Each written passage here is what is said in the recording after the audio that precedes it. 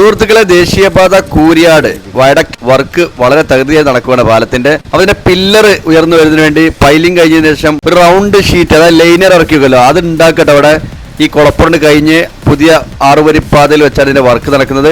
ഇവിടുന്ന് അങ്ങോട്ടാണ് റോഡ് തകർന്ന് വീണ ഭാഗം. അവിടെ പാലത്തിന്റെ വർക്ക് നടന്നുകൊണ്ടിരിക്കുകയാണ്. അപ്പൊ ആ ഭാഗത്തേക്കുള്ള ഈ ലൈനർ ഉണ്ടാക്കിക്കൊണ്ടിരിക്കുക കേട്ടോ. അപ്പൊ അതിന്റെ ഒരു വർക്ക് അതെങ്ങനെ ഉണ്ടാക്കുന്നത് ഉള്ള ഒരു വീഡിയോ ഞാൻ നിങ്ങളെ കാണിക്കാൻ പോകുന്നത്. അപ്പൊ പ്ലെയിൻ ഷീറ്റ് ഇരുമ്പിന്റെ അത് ഈ ഒരു മെഷീനിൽ വെച്ച് അതിങ്ങനെ ബെൻഡ് ചെയ്ത് റൗണ്ടാക്കി പിന്നീട് അത് വെൽഡ് ചെയ്ത് യോജിപ്പിക്കും. അങ്ങനെ ഇങ്ങനത്തെ ഒരു 6 പീസ് മൊത്തം ടച്ച് ആക്കിയിട്ടാണ് വലിയ ഈ ലൈനറുടെ വർക്കുകൾ പൂർത്തീകരിക്കുന്നത്. ഇനി ഈ റൗണ്ട് ചെയ്തത് ആ ഒരു ഭാഗത്തേക്ക് മാറ്റി ഇങ്ങനത്തെ 6 പീസ് ടച്ചാക്കി വെൽഡ് ചെയ്ത് ഇതുപോലെ ആക്കിയെടുക്കട്ടോ. കണ്ടില്ല നിങ്ങള്.